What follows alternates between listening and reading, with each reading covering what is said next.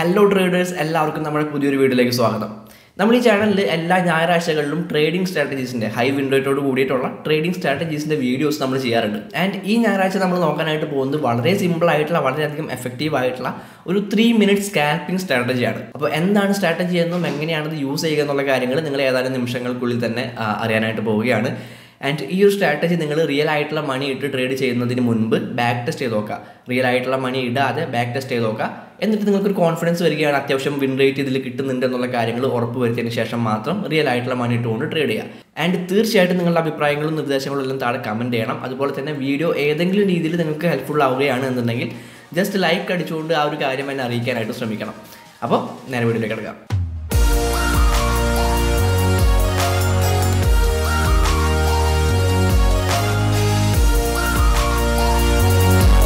വീഡിയോയിലേക്ക് കിടക്കുന്നതിന് മുമ്പ് ചെറിയൊരു കാര്യം, ഇന്നത്തെ നമ്മുടെ വീഡിയോയ്ക്ക് ഒരു സ്പോൺസർ ഉണ്ട്. EPNS ആണ്, എതേറിയം പുഷ് നോട്ടിഫിക്കേഷൻ സർവീസ് ആണ്.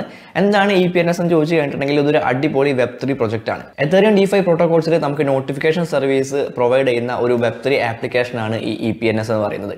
ഇതിൻ്റെ നേറ്റീവ് ടോക്കൺ ആയിട്ടുള്ള പുഷ് നമുക്ക് ഒട്ടുമിക്ക എല്ലാ എക്സ്ചേഞ്ചുകളിലും ട്രേഡ് ചെയ്യാനായിട്ട് സാധിക്കുന്ന ഒരു ടോക്കണാണ്. കൂടുതൽ ഡീറ്റെയിൽസ് താഴെ ഡിസ്ക്രിപ്ഷനിലുള്ള ലിങ്കിൽ ക്ലിക്ക് ചെയ്ത് കഴിഞ്ഞിട്ടുണ്ടെങ്കിൽ കിട്ടും, പോയി നോക്കാം. ഈ ഒരു സ്ട്രാറ്റജി ബിറ്റ്കോയിനിൽ മാത്രം നിങ്ങൾ യൂസ് ചെയ്യുക. ഓൾട്ട് കോയിൻസിൽ പരമാവധി യൂസ് ചെയ്യാതിരിക്കുക. കാരണം ഓൾട്ട് കോയിൻസിൽ നിങ്ങൾക്ക് ബിറ്റ്കോയിനിൽ കിട്ടുന്ന അത്രയും ഒരു റിസൾട്ട് കിട്ടിക്കൊള്ളണമെന്നില്ല.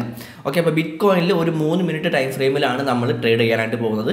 എന്താണ് ഈ ഒരു സ്ട്രാറ്റജി, എങ്ങനെയാണ് ഇത് യൂസ് ചെയ്യുക എന്ന് ചോദിച്ചു കഴിഞ്ഞിട്ടുണ്ടെങ്കിൽ ഇതൊരു സ്കാൽപ്പിംഗ് സ്ട്രാറ്റജിയാണ്. സ്കാൽപ്പിംഗ് എന്താണെന്ന് നിങ്ങൾക്ക് അറിയാമായിരിക്കും. ചെറിയ പ്രൈസ് മൂവ്മെൻറ്റുകളിൽ എൻട്രി ആൻഡ് എക്സിറ്റ് അടിക്കുന്നതിനെയാണ് നമ്മൾ സ്കാൽപ്പിംഗ് എന്ന് പറയുക. സോ നമുക്ക് ചെറിയ രീതിയിലുള്ള ഒരു ചെറിയ പ്രൈസ് മൂവ്മെൻറ്റിലാണ് നമ്മൾ ടാർഗറ്റ് എടുക്കുന്നത്, അല്ലെങ്കിൽ പ്രോഫിറ്റ് എടുക്കുന്നത്.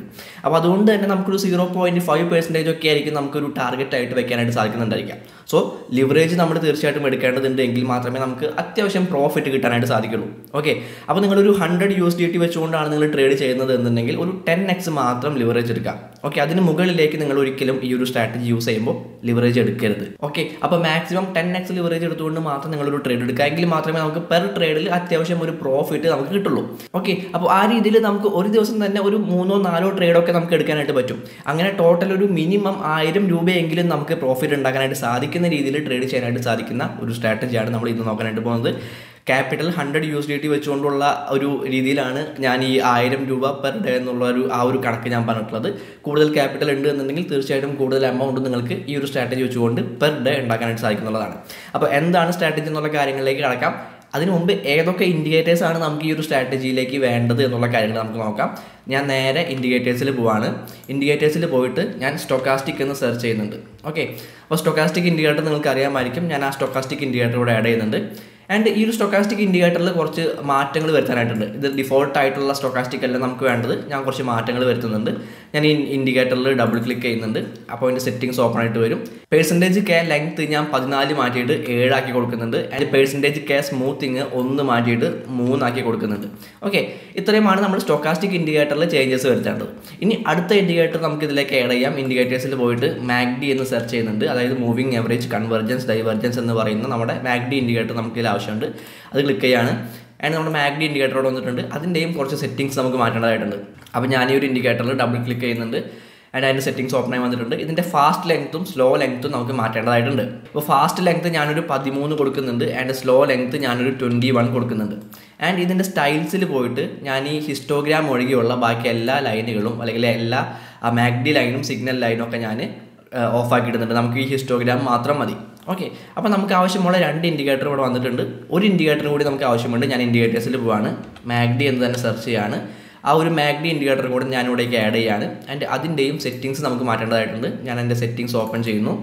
ആൻഡ് ഇവിടെയും നമുക്ക് ഹിസ്റ്റോഗ്രാം മാത്രം മതി. MACD ലൈനും സിഗ്നൽ ലൈനും ആവശ്യമില്ല. ആൻഡ് ഇൻപുട്സിൽ പോയിട്ട് ഞാൻ ഈ ഫാസ്റ്റ് ലെങ്ത് എന്നുള്ളത് 34 കൊടുക്കുന്നുണ്ട്. ആൻഡ് സ്ലോ ലെങ്ത് എന്നുള്ളത് 144 കൊടുക്കുന്നുണ്ട്. ഓക്കെ, അപ്പോൾ ഇത്രയുമാണ് നമുക്ക് ആവശ്യമായിട്ടുള്ള സെറ്റിംഗ്സ് എന്ന് പറയുന്നത്. അപ്പോൾ നമ്മൾ 3 ഇൻഡിക്കേറ്റേഴ്സ് ഇവിടെ ഇട്ടിട്ടുണ്ട്. സ്റ്റോക്കാസ്റ്റിക് ഇട്ടിട്ടുണ്ട്, അതിൻ്റെ വാല്യൂസ് മാറ്റിയിട്ടുണ്ട്. MACD 2 ഇട്ടിട്ടുണ്ട്, അതിൻ്റെയും ഓരോന്നിൻ്റെയും വാല്യൂസ് നമ്മൾ മാറ്റിയിട്ടുണ്ട്. അപ്പോൾ ഇനിയാണ് നമ്മൾ ഈ ഒരു സ്ട്രാറ്റജി യൂസ് ചെയ്തുകൊണ്ട് ട്രേഡ് ചെയ്യാനായിട്ട് പോകുന്നത്. ഓക്കെ, അപ്പോൾ നമ്മൾ ഒരു എൻട്രി ഓപ്പർച്യൂണിറ്റിക്ക് വേണ്ടിയിട്ട് വെയിറ്റ് ചെയ്യുമ്പോൾ ഏറ്റവും ആദ്യം നോക്കേണ്ടത് ഏത് ഇൻഡിക്കേറ്റർ ആണെന്ന് ചോദിച്ചിട്ടുണ്ടെങ്കിൽ ഏറ്റവും താഴെ കിടക്കുന്ന ഈ ഒരു ഇൻഡിക്കേറ്ററാണ് നമ്മൾ ഏത് ഡയറക്ഷനിലേക്കാണ് നമ്മളൊരു എൻട്രി എടുക്കേണ്ടത് എന്നുള്ള കാര്യങ്ങൾ മനസ്സിലാക്കാൻ വേണ്ടിയിട്ട് നോക്കേണ്ടത്. ഓക്കെ, അപ്പോൾ ഈ ഒരു ഏറ്റവും താഴെ കിടക്കുന്ന MACD ഇൻഡിക്കേറ്റർ ആയിട്ട് നോക്കുകയാണ് എന്നുണ്ടെങ്കിൽ നമുക്ക് ഇവിടെ കാണാനായിട്ട് പറ്റുന്നത് കണ്ടിന്യൂസ് ആയിട്ടുള്ള റെഡ് ബാൾസ് ആണ് ഇവിടെ വന്നുകൊണ്ടിരിക്കുന്നത്. റെഡ് ഹിസ്റ്റോഗ്രാം ആണ് നമുക്ക് ഇവിടെ കാണാൻ പറ്റുന്നത്. സോ നമ്മൾ ഒരു ഷോർട്ട് പൊസിഷൻ മാത്രമേ ഈ ഒരു സിറ്റുവേഷനിൽ എടുക്കാനായിട്ട് പോകുന്നുള്ളൂ.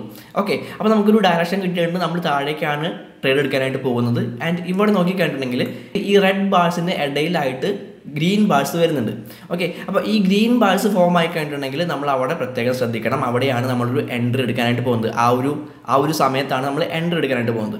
ആൻഡ് അങ്ങനെ അവിടെ ഒരു ഗ്രീൻ ഹിസ്റ്റോഗ്രാം വന്നു കഴിഞ്ഞിട്ടുണ്ടെങ്കിൽ അല്ലെങ്കിൽ ഗ്രീൻ ബാൾസ് വന്നു കഴിഞ്ഞിട്ടുണ്ടെങ്കിൽ പിന്നെ നമ്മൾ എൻട്രി ക്യാൻഡലിന് വേണ്ടിയിട്ട് നോക്കേണ്ടത് നമ്മുടെ സ്റ്റൊക്കാസ്റ്റിക് ഇൻഡിക്കേറ്റർ ആണ്.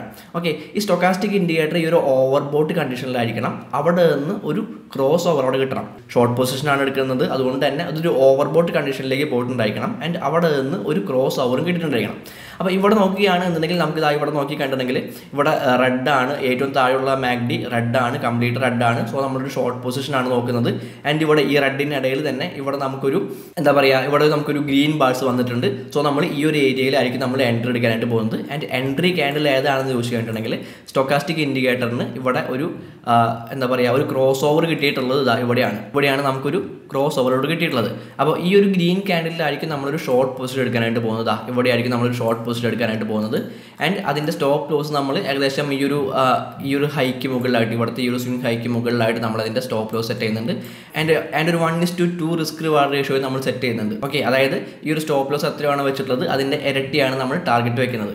ഓക്കെ, അപ്പോൾ നമ്മുടെ എൻട്രി നമ്മളിവിടെ എടുത്ത് കണ്ടിട്ടുണ്ട്. ഇനി ഏത് രീതിയിലാണ് ഈ ഒരു ട്രേഡ് പോയിട്ടുള്ളത് നോക്കി കണ്ടിട്ടുണ്ടെങ്കിൽ നമുക്കിവിടെ കാണാൻ പറ്റുന്നുണ്ട്. നമ്മുടെ ട്രേഡ് ഇവിടെ വിൻ ചെയ്തിട്ടുണ്ട്.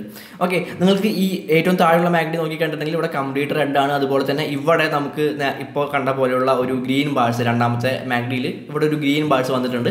അതോടൊപ്പം തന്നെ ഇവിടെ സ്റ്റോക്കാസ്റ്റിക് ഇൻഡിക്കേറ്ററും ഈ ഒരു ഓവർബോട്ട് കണ്ടീഷനിൽ നിന്ന് ഒരു ക്രോസ് ഓവർ കിട്ടിയിട്ടുണ്ട്. അപ്പോൾ ആ ഒരു ക്രോസ് ഓവർ കിട്ടിയിട്ടുള്ള ഏരിയ നോക്കി കണ്ടിട്ടുണ്ടെങ്കിൽ ഇതാണ് നമുക്ക് ആ ഒരു ക്രോസ് ഓവർ കിട്ടിയിട്ടുള്ള ഒരു ഏരിയ എന്ന് പറയുന്നത്. ഓക്കെ, അപ്പോൾ ഏറ്റവും അടിയിലത്തെ മാഗ്ഡി ഹിസ്റ്റോഗ്രാം കംപ്ലീറ്റ് റെഡ് ആണ്. അതിനിടയിൽ സെൻറ്ററിലുള്ള മാഗ്ഡിയിൽ നമുക്കൊരു ഗ്രീൻ ബാൾസ് കിട്ടിയിട്ടുണ്ട്. അതോടൊപ്പം തന്നെ സ്റ്റൊക്കാസ്റ്റിക് ഇൻഡിക്കേറ്ററിൽ നമുക്കൊരു ഓവർബോട്ട് കണ്ടീഷനിൽ നിന്നും ഒരു ക്രോസ് ഓവർ കിട്ടിയിട്ടുണ്ട്. ആൻഡ് ഇവിടെയായിരിക്കും നമ്മളൊരു ഷോർട്ട് പൊസിഷൻ എടുക്കാനായിട്ട് പോകുന്നത്. ആൻഡ് ആ ഷോർട്ട് പൊസിഷൻ്റെ സ്റ്റോപ്പ് ലോസ് നമ്മൾ ഈ ഒരു സ്വിംഗ് ഹൈക്ക് മുകളിലായിട്ട് നമ്മൾ സെറ്റ് ചെയ്യുന്നുണ്ട്. ആൻഡ് ഒരു 1:2 റിസ്ക് റിവാർഡ് റേഷ്യോയിൽ നമ്മളിവിടെ സെറ്റ് ചെയ്യുന്നുണ്ട്. ആൻഡ് ഏത് രീതിയിലാണ് ഈ ഒരു ട്രേഡ് പോയിട്ടുള്ളത് എന്നുള്ള കാര്യങ്ങൾ നമുക്ക് നോക്കാം. നമുക്ക് ഓൾറെഡി അറിയാവുന്നതാണ്, ആ ഒരു ട്രേഡും ഇവിടെ വിൻ ചെയ്തിട്ടുണ്ട് എന്നുള്ള കാര്യങ്ങൾ നമുക്ക് അറിയാവുന്നതാണ്. ഓക്കെ, അപ്പോൾ ഈ രീതിയിലാണ് നമ്മളൊരു ഷോർട്ട് പൊസിഷൻ എടുക്കുന്നത്. ഇനി എങ്ങനെയാണ് ഒരു ലോങ് പൊസിഷൻ എടുക്കുക എന്നുള്ള കാര്യങ്ങൾ നമുക്ക് നോക്കാം. ഓക്കെ, ഇവിടെ നോക്കി കണ്ടിട്ടുണ്ടെങ്കിൽ നമുക്ക് അവിടെ മാഗ്ഡി കണ്ടിന്യൂസ് ആയിട്ടുള്ള ഒരു ഗ്രീൻ ഹിസ്റ്റോഗ്രാം ആണ് കാണിക്കുന്നത് എന്നുള്ള കാര്യങ്ങൾ കാണാൻ പറ്റുന്നുണ്ട്. ആൻഡ് ഇവിടെ നോക്കി കണ്ടിട്ടുണ്ടെങ്കിൽ സെൻറ്ററിലുള്ള മാഗ്ഡിയിൽ നമുക്ക് റെഡ് ബാൾസ് കാണാൻ പറ്റുന്നുണ്ട്. അതോടൊപ്പം തന്നെ സ്റ്റോക്കാസ്റ്റിക് ഇൻഡിക്കേറ്റർ ഓവർ സോൾഡ് കണ്ടീഷനിൽ നമ്മളൊരു ലോങ് പൊസിഷനാണ് എടുക്കാനായിട്ട് പോകുന്നത്. അതുകൊണ്ട് തന്നെ സ്റ്റോക്കാസ്റ്റിക് ഇൻഡിക്കേറ്റർ ഇവിടെ ഒരു ഓവർ സോൾഡ് കണ്ടീഷനിൽ വന്നിട്ട് ഇവിടെ ഒരു ക്രോസ് ഓവർ നമുക്ക് കിട്ടിയിട്ടുണ്ട്. അപ്പോൾ ഈ ഒരു ക്യാൻഡലിലായിരിക്കും നമ്മൾ ലോങ് പൊസിഷൻ എടുക്കാനായിട്ട് പോകുന്നത്. ആൻഡ് ഇവിടെ ഒരു ലോങ് പൊസിഷൻ എടുക്കുകയാണ്. ആൻഡ് അതിൻ്റെ സ്റ്റോപ്പ് ലോസ് ഈ ഒരു സ്വിംഗ് ലോക്ക് താഴെയായിട്ട് അതിൻ്റെ സ്റ്റോപ്പ് ലോസ് സെറ്റ് ചെയ്യുന്നുണ്ട്. അതോടൊപ്പം തന്നെ ഒരു 1:2 റിസ്ക് റിവാർഡ് റേഷ്യോയിൽ ടാർഗറ്റും സെറ്റ് ചെയ്യുന്നുണ്ട്. അപ്പോൾ ഈ ഒരു ട്രേഡ് എങ്ങനെയാണ് പോയിട്ടുള്ളത് എന്നുള്ള കാര്യങ്ങൾ നമുക്ക് നോക്കാം. ഇവിടെ നോക്കി കണ്ടിട്ടുണ്ടെങ്കിൽ ആ ഒരു ട്രേഡ് നമ്മളിവിടെ വിൻ ചെയ്യുന്ന കാണാനായിട്ട് പറ്റുന്നുണ്ട്.